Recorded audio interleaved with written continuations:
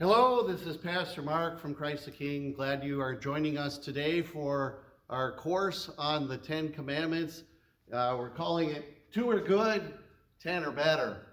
This is because, as a review, we know that there are two tables of the Ten Commandments, and it's not 5 and 5, it's 3 and 7. One table has to do with our relationship with God. The other table has to do with our relationships with our neighbor. And of course, Jesus summarizes this when he's asked, what are the greatest commandments? And he says, the first greatest commandment is, you shall love the Lord your God with all your heart, soul, mind, and strength. And the second is like it. He says, you shall love your neighbor as yourself. We've got God and neighbor. And we can think of this in a cruciform like this too. We are to love God. We have a relationship with God, and we have a horizontal relationship with our neighbors, the people that live around us and around the whole world, really, as well. So 2 are good, 10 are better, because with the 10, they explicate the commandments, the 2 commandments, a little bit more. We get a little bit more specific about what that is, to love God and to love neighbor. How do we actually do that? So we have so far done the first table, commandments 1, 2, and 3. In last session we did 4 and 5, to honor your father and mother, and you shall not kill. Today's session is on the next 2 commandments. We've got the 6th commandment, you shall not commit adultery. What does this mean? From the Small Catechism, Martin Luther's Small Catechism. What does this mean? It's always such a terrific question. We are to fear and love God, so that in matters of sex, our words and conduct are pure and honorable, and husband and wife love and respect each other. 6th commandment. And the 7th commandment, you shall not steal. What does this mean? We are to fear and love God, so that we do not take our neighbor's money or property or get them in any dishonest way, but help him improve and protect his property and means of making a living. Those are the 2 commandments we're going to look at today. We want to remind everybody too, and review again, about the purpose of commandments. There's twofold in the commandments.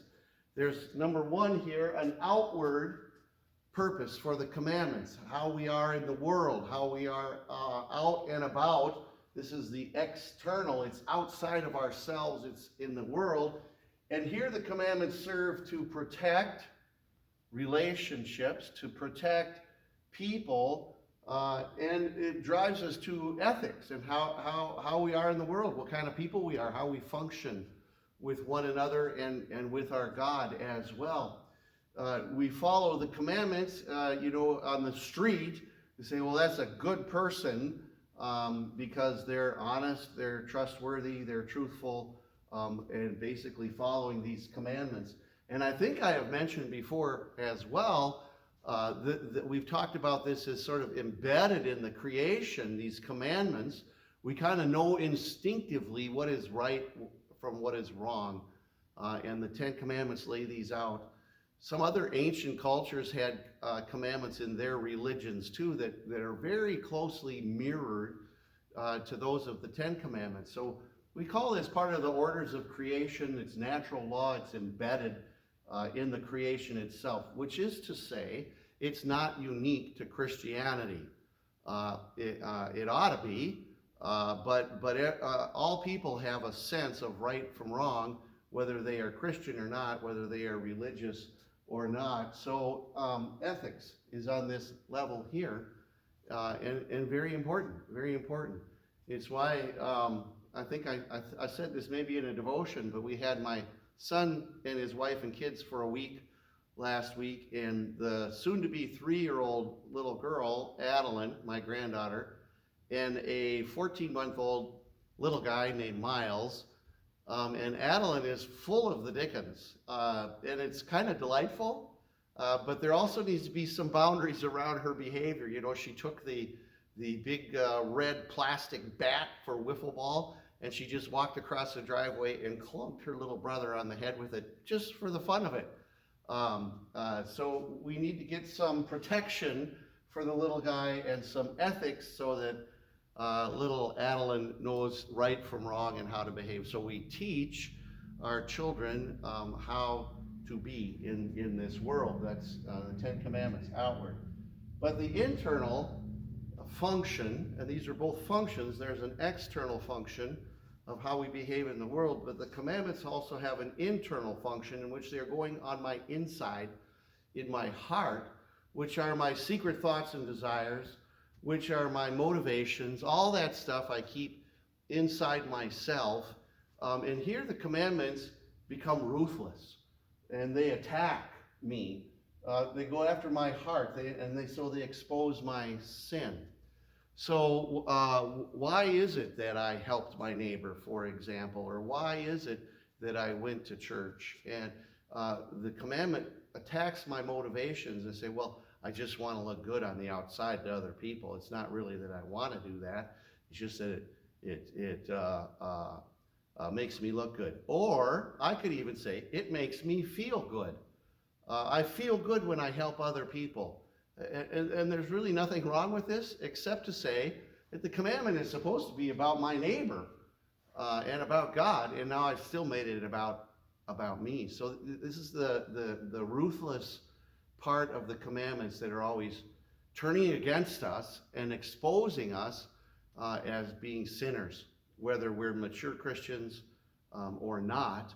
The commandments always come and accuse. So we confess that we are in bondage to sin and cannot free ourselves. How do we know that? Because the commandments point that out to us when they're pointing internally inside of me. So we just have to say for certain then, salvation does not equal obedience to the commandments. As Paul writes, works of the law, okay, following the commandments. We are not saved by our obedience to the commandments. If that were the case, we'd be in deep trouble because the commandments finally, well, that help us be a good person out in the world, the commandments finally expose me of being quite unworthy of God. And so salvation is not by them, but salvation is by faith in Jesus Christ alone, where the center of that, of course, is forgiveness, the forgiveness of sins. If we think about Jesus, yes, he was a teacher. Yes, he was a miracle worker. Amazing in both categories.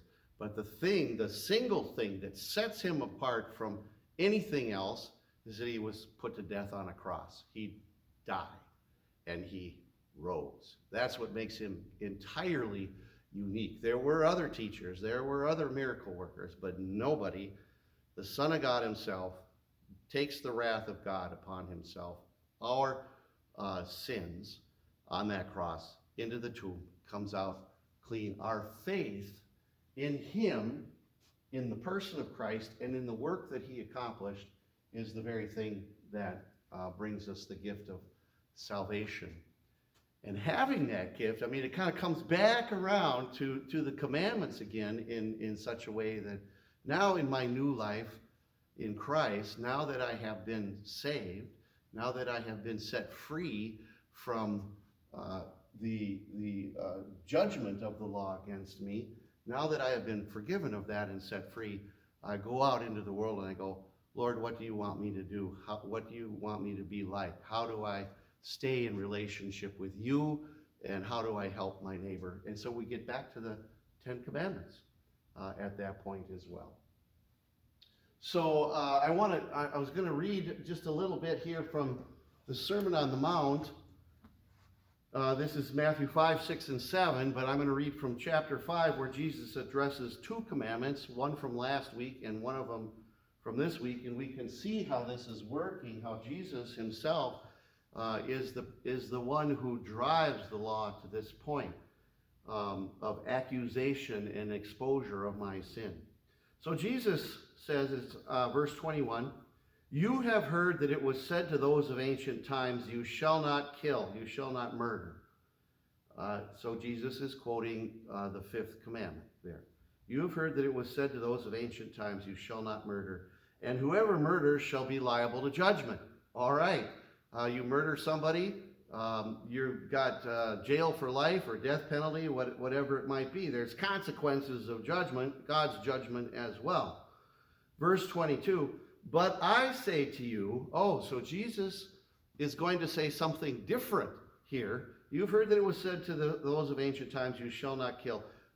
But I say to you that if you are angry with a brother or a sister, you will be liable to judgment. And if you insult a brother or a sister, you'll be liable to the council, the judgment party, the judges. And if you say, you fool, you will be liable to the fires of hell. You see, what Jesus does here is he turns the heat up on the commandment in such a way that, I might be proud of the fact that I've never murdered anybody and think of myself as righteous for that on this external level. But on the internal level, Jesus goes right after the human heart, my heart, your heart. And I guess I would have to confess that I've been angry with my brother before. I guess I have called people names like you fool or you idiot or whatever these are. Jesus here equates that with murder. He equates that with killing. Where am I at then? I can only confess my sin as my secret thoughts and desires, even if or outwardly too, if I call someone a fool. I am guilty of the commandment, you shall not kill. That's what Jesus does. He exposes the depth of our sin. Now I'm going to go to chapter 5, verse 27, and we'll go to the 6th commandment. Right here, you shall not commit adultery. Jesus goes after that one too. He says, verse 27, you have heard that it was said, you shall not commit adultery. 6th commandment. But I say to you that everyone who looks at a woman or a man with lust has already committed adultery with them in their heart. In their heart. So here we are again. Jesus is going right after not just our outward behaviors, but our very thoughts and desires that are not hidden from God. The old confession said, which are fully known unto thee. We are in this bondage to sin. We are exposed, so that if you have ever had a lustful thought of any kind, Jesus points out here that we are then guilty of breaking the 6th commandment. So Jesus puts the pedal to the metal on this. We can find other instances in the New Testament where Jesus does this. And then, of course, the Apostle Paul in his writings just goes right off at Jesus' back and explicates all these things. We are not made righteous by works of the law. Why? Because the law finally will expose us as being sinners. That sin, which is a huge problem, separating us eternally from our Creator, that problem is solved by God Himself and His Son on a cross, in a grave, and in an empty tomb. Okay, that said, we want to know these commandments and seek to obey them, not to prove how wonderful we are before God, but for the sake of our relationships, for the sake of how we live life on this planet, and what that is for. So we've got 6th commandment here, you shall not commit adultery. What does this mean? We are to fear and love God so that in matters of sex, our words and conduct are pure and honorable, and husband and wife love and respect each other. Protection. First table, God's right to be God. I'm the Lord your God, you shall have no other gods. We're protecting His name, not to use it superstitiously or use it to curse, swear, lie, or deceive, but call upon it in prayer, praise, and thanksgiving. And we're protecting God's word, His speech to us, with the Sabbath day commandment. Remember the Sabbath day to keep it holy, so that we do not neglect His word and the preaching of it, but regard it as holy and gladly hear and learn it. In the 4th commandment, honor your father and mother. We're protecting the family. In the 5th commandment, you shall not kill, you shall not murder. We're protecting life itself. And now we're protecting marriage. In the 6th commandment, we're protecting marriage. And it's important to say that marriage is the building block of all of human community. We can go back to the story of Adam and Eve.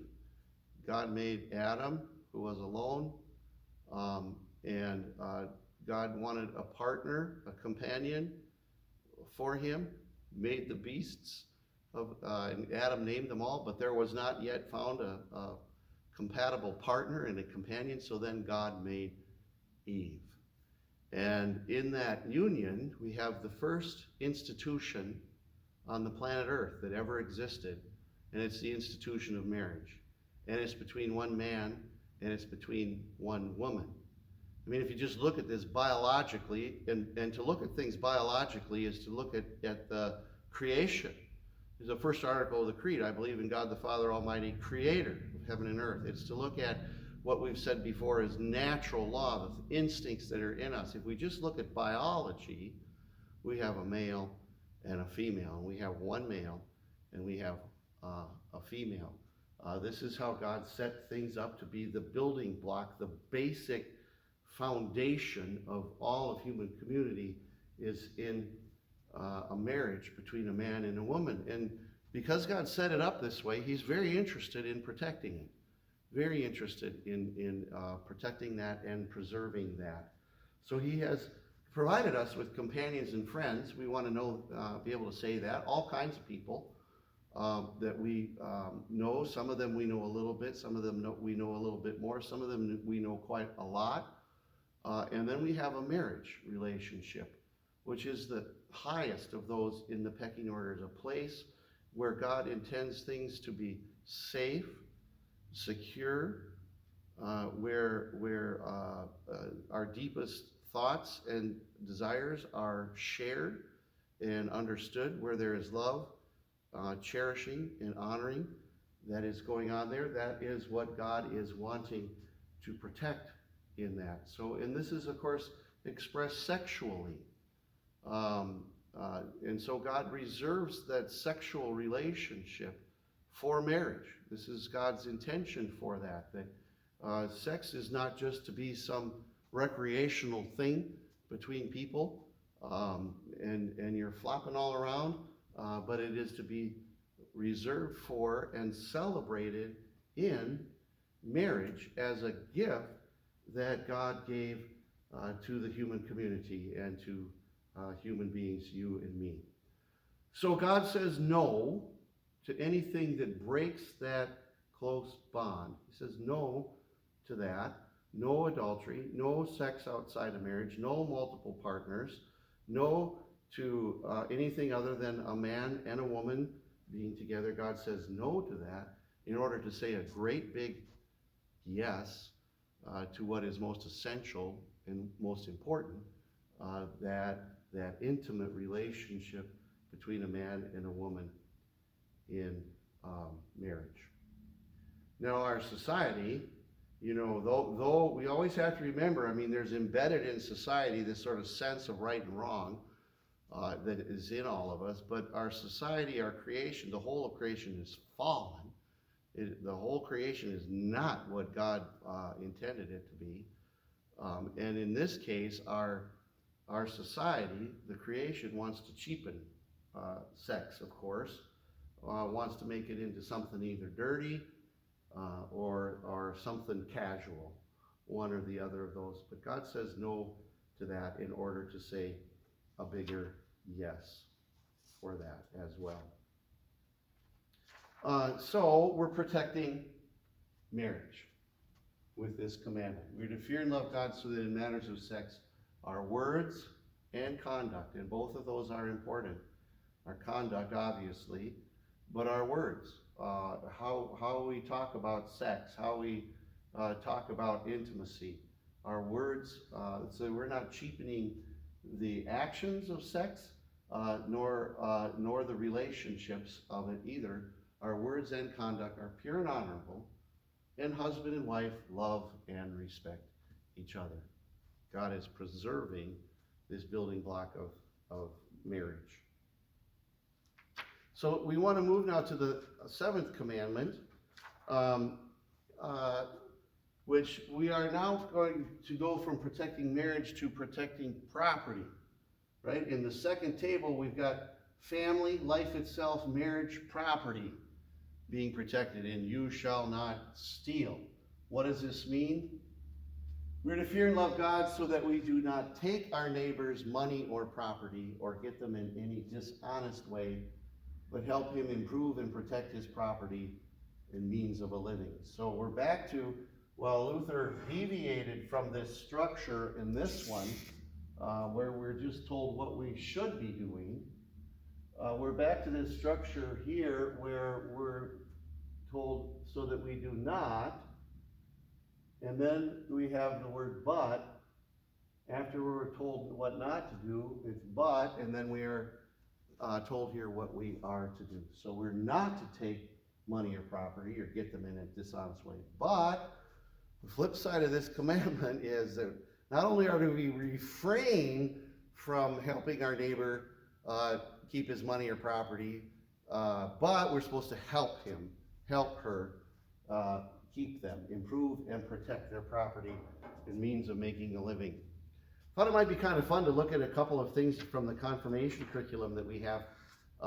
What is it to break this commandment, the seventh commandment? I'll go through a few of these.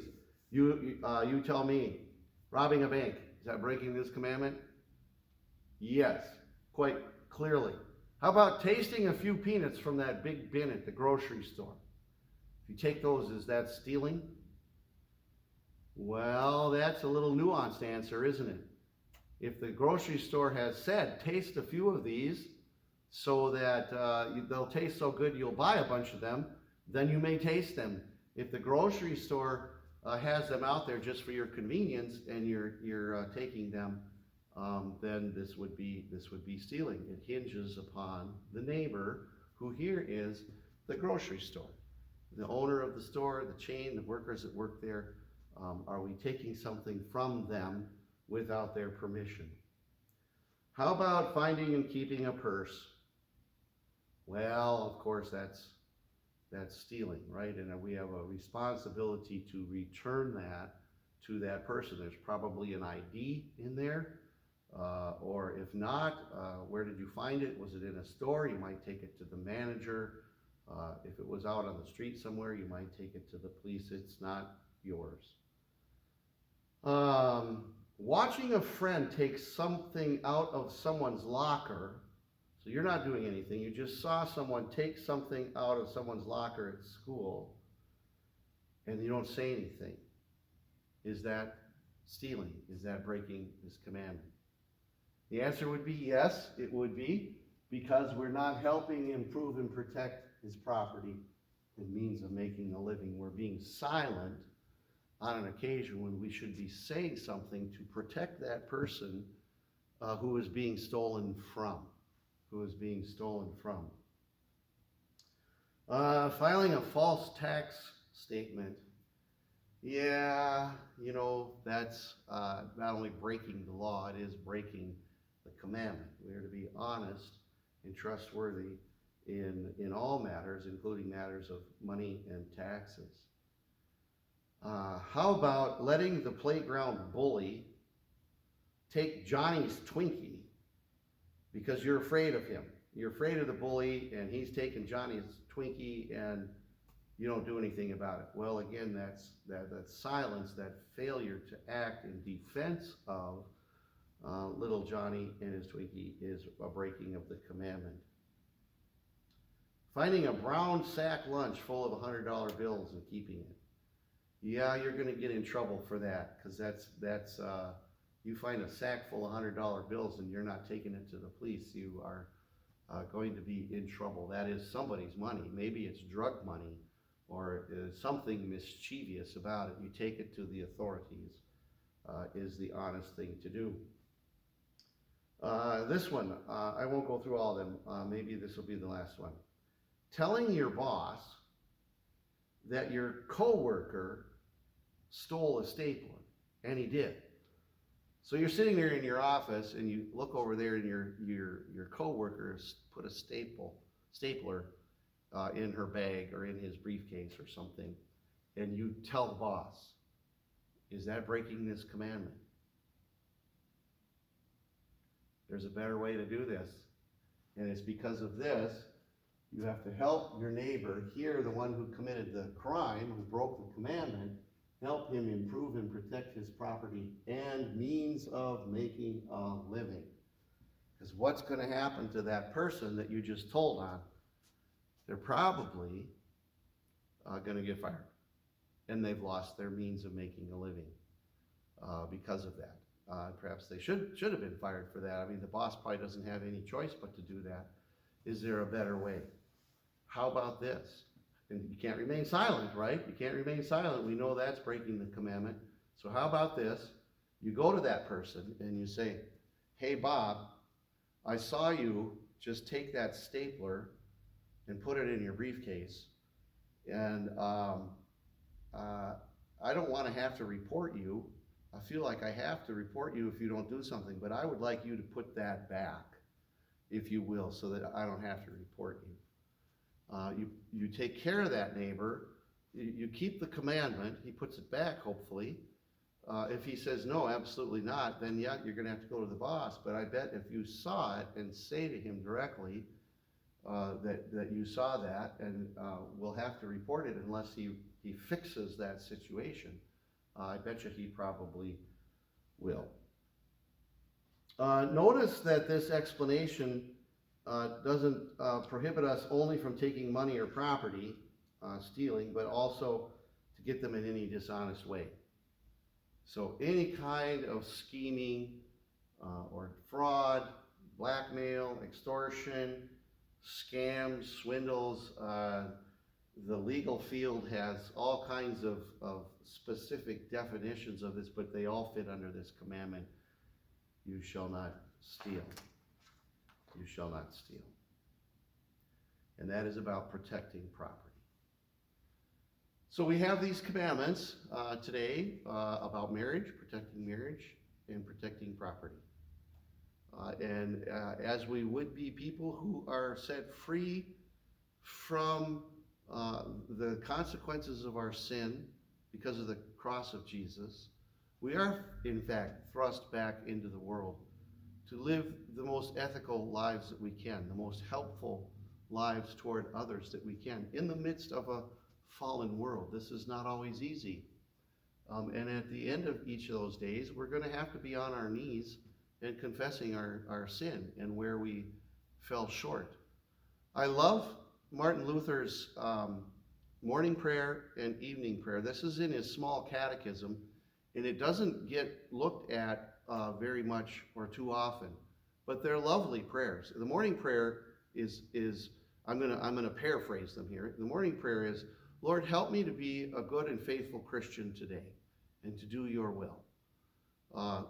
Help me to focus on that and accomplish that this day. And then you go out and you live your day. And then he's got his evening prayer. And his evening prayer is, Lord, forgive me all the sin I committed this day.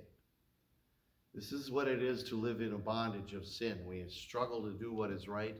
We're compelled to do with what is right. We are commanded to do what is right. And there are consequences for us if we fail to do what is right. But the law, while directing our outward actions, will always point and accuse our internal things. Our relationship with Jesus never graduates beyond he is our Savior. We are forgiven by grace through faith, the sins that we have. So we set out each morning to do our best, and we confess our sin every night. And so the Christian life becomes not one of improvement, and finally I'm such a good, fine, mature Christian, I don't really need Jesus and his cross anymore. No, that's not it. The mature Christian knows that it's circular. It's daily rising and dying to sin every day. We say, I'm going to do my best, I confess my sin. I do my best, I confess my sin. We return to the cross every single day and understand that the whole of our lives is dependent upon that cross. Nonetheless, we have these commandments to guide and direct and lead us. I hope you're finding this helpful. I think we'll have one more session, and we'll look at the 8th commandment, should not bear false witness, and then the 9th and 10th together on the coveting of our neighbor's people and our neighbor's property as well. So God bless you this day, and we'll see you next time.